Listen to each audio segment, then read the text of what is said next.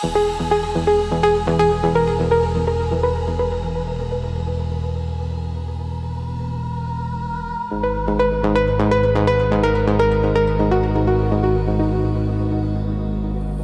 remember that night clearly, not because anything extraordinary happened, but because for the first time in a long time, we stopped running. The city was still awake.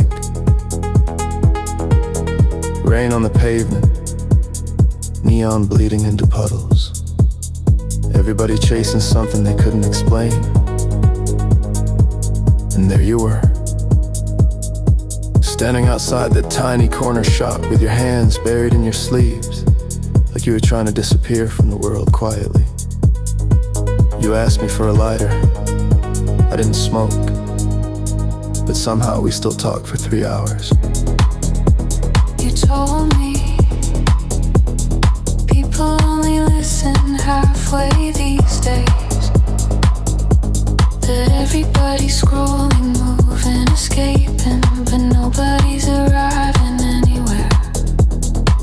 And I laughed because I knew exactly what you meant.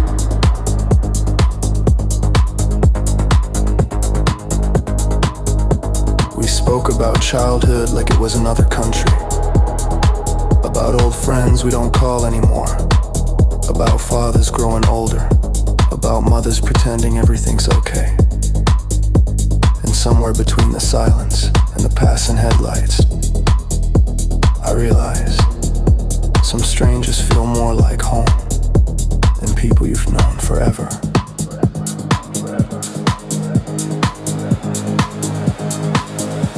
And the night kept breathing, slowly, slowly, like the universe was giving us a few extra minutes before reality returned.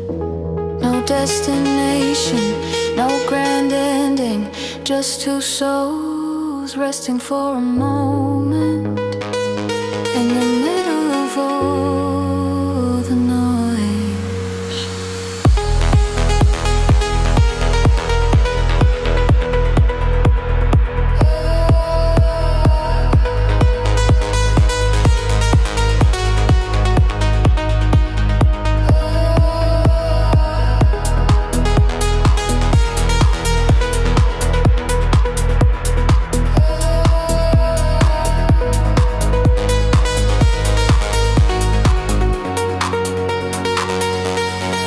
At around 4 a.m., the city became honest. No traffic, no performance, no masks left to wear. You said, do you ever think we spend our whole lives becoming someone, only to miss who we already were? That once stayed with me. Because maybe growing up isn't becoming anything. Maybe it's remembering.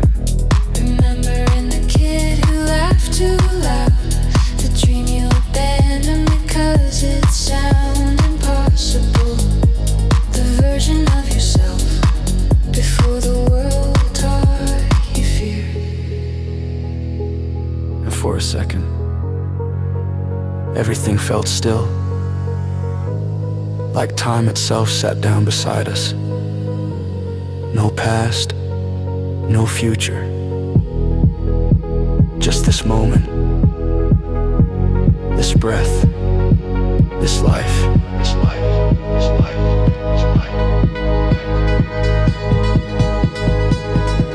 When the sun finally came up,